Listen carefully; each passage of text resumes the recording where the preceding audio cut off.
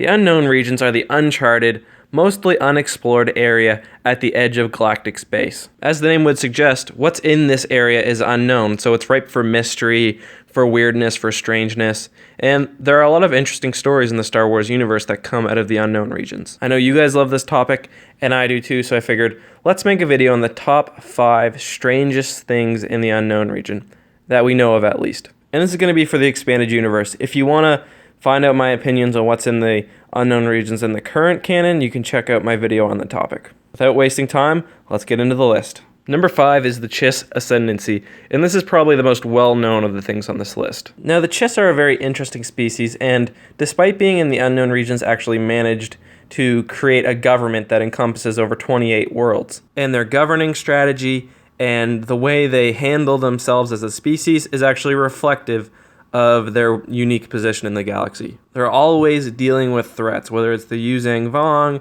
another unknown region species, whatever.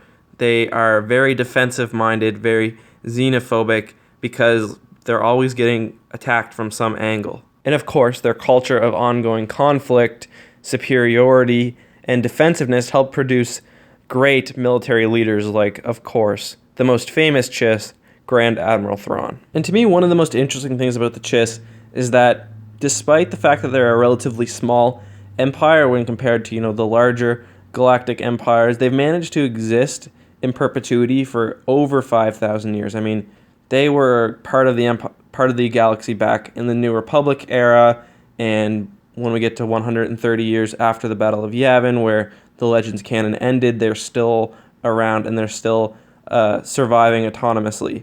So this longevity, despite, presented with major conflicts like the Swarm War and the invasion of the Yuzhang Vong, them still managing to survive puts them number 5 on my list of the most interesting, mysterious things within the unknown regions. Number 4 on our list is the Hyperspace Anomaly, commonly referred to as the hyperspace disturbance beyond the edge of the galaxy. And there are other hyperspace anomalies, but right now we're only dealing with this specific one. And the name is actually a little misleading because although while the anomaly typically does border the unknown region in extragalactic space, it does at points actually bisect the unknown region so that parts of the unknown region are actually cut off from the rest. And some have theorized that it was actually the Celestials, who are basically this super old, super powerful civilization who existed thousands and thousands of years before the current events in Star Wars, who basically used this hyperspace anomaly to quarantine a certain species or a certain enemy, but we're going to get to that actually in number 1, so I'll leave that for now. So for a long time, explorers within the galaxy have wanted to pierce this anomaly and see what's on the other side. And one of these explorers was Jorah C. Boeth, who was himself a very powerful Jedi who believed that his strength combined with the force abilities of several other Jedi Masters could actually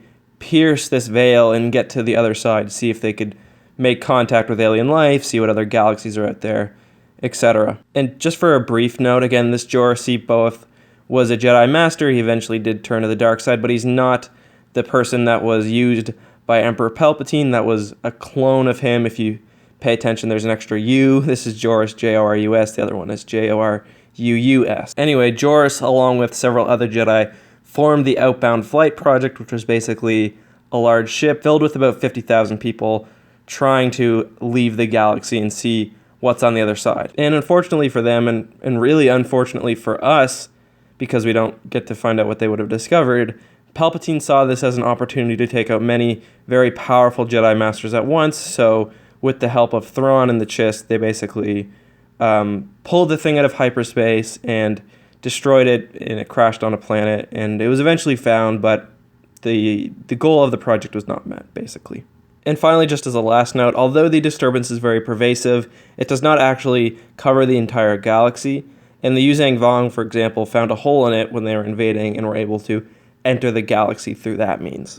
So number 3 on my list is kind of different than the last 2 and the subsequent 2 after this one, because it's not really one specific thing, but it's cults. Cults with an S, because of course there are multiple cults in the unknown region, and I thought it'd be fun to cover a few of my favorites. So I'm going to look at 4 cults today actually, and I'm going to give just a really quick overview of them. So if you want more information, post in the comments and maybe I can make a video about them in the future. So the first is the Knell of Muspili. These guys basically found an old codex, which they believed they could use to summon gods from the Ganiga Gap, which is basically an area outside even the unknown regions, kind of in the space between the galaxy of the Star Wars universe and whatever else is out there. And they believed that these gods would bring forth the apocalypse. Now maybe that's a reference to the eventual Yuzang Vong invasion, I'm not sure, but it's interesting. Next we have the Cult of Verulim. This one is even a little more far out than the last one. Basically, this planet called Verulim was colonized, and the colonists found some old Sith research in an old laboratory which basically had the secret to immortality. And these cultists would basically use both a combination of the Force and drugs to turn anyone that came to the planet basically onto their cult, and they would get more and more people to come. They would actually kill them and use their, basically, things from their body, like their brain juices, to forge this immortality technique that they were using to keep themselves alive. So the next is the Kanzer Exiles, who are basically, I guess, less of a cult and more of a religiously fanatic species, and their goal basically as based on their religious fanaticism is to enslave and subjugate others to their will. And they actually have a whole planet-wide temple, and the knowledge gained from that temple was used on at least one occasion to summon a Sith Lord from basically the dead. There's also the Warriors of Shadow, although we don't really know a whole lot about them, what they do, just that they're an all-female cult. So those four are the major ones, and actually three of them, the Nell, the Kanzer, and the Warriors of Shadow, actually formed together to make the Sorcerers of Rand. So these guys are actually pretty powerful, and together they controlled a decently sized space of the unknown region. They believed in the Way of the Dark, which is basically like the Star Wars version of entropy, that the main goal of the universe is for destruction, and that this is even more serious than the dark side. It's more fanatical, because basically they believe that only through the destruction of everything could they align themselves with the Way of the Dark. So yeah, it probably would have been pretty shitty to live in one of the star systems that they controlled. Anyways, that's all for cults. Let's move on to number 2. Number 2 is the Rakatan Infinite Empire, and specifically the Rakata Prime, which was the homeworld of the Rakata species. The Rakata were a very, very ancient, highly advanced cannibalistic race from a long, long time ago. The Rakata were also naturally very attuned to the Force, and they used the Force to help run their technology, including the Starforge, which was basically a superstructure that could churn out fleets of ships in like hours. Through their use of superior technology and a natural connection to the Force, the Rakatan Infinite Empire was basically able to colonize much of the known galaxy, and this is despite the fact that hyperdrive technology was still at a very, very early stage at this point. However, the Rakata as a species lost their connection to the Force and were thus unable to operate much of their technology, and this basically led to a tremendous downfall of the Empire. Much of their technology was lost to the galaxy, and they retreated to Rakata Prime. We don't really know what happened to the rest of the species after that, but we know that Rakata Prime still exists and is still in the unknown regions. Just as a little side note, Rakata Prime was actually included in a canon map of the Star Wars galaxy, so the planet, although not necessarily the Rakatan Empire, is part of the current canon as well. And if you didn't know about the Rakatan Empire before this video, please go play Star Wars Knights of the Old Republic, because it is amazing, and one of the, well, I won't spoil anymore. So the number one most strange and interesting thing in the unknown region is also the hardest to pronounce. It's the Null, I think. I haven't actually heard it said by someone else, but that's what I'm going to call it. The Null. And it is basically a sentient entity, a single sentient entity that takes over bodies and basically cleans them out. It's kind of like a mix between the Flood from Halo and the creatures from Invasion of the Body Snatchers.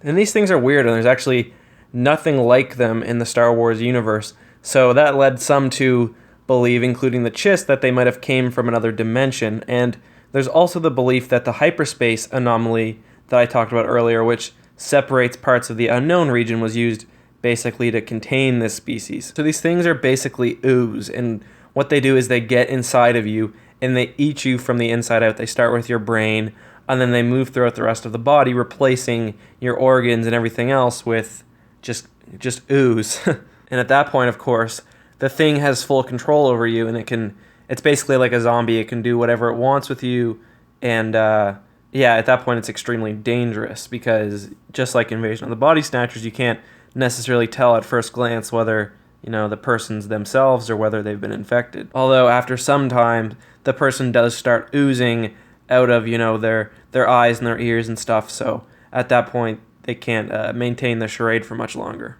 And kind of like the Brethren moons in Dead Space, once the creature has created enough of itself and reproduced enough, it basically infests a planet and turns, you know, it will turn the liquid in the water into ooze, and, you know, the oceans will be made out of ooze, and it's just disgusting. But yeah, just the fact that it basically could be an extra-dimensional being that infects life forms, and that it adds to itself as a single sentient entity, and that the hyperspace disruption might have been made to quarantine it, that all puts it at the number one, for me, list of the strangest and most interesting things in the unknown region. But let me know what you think, because there's so much shit in the unknown region.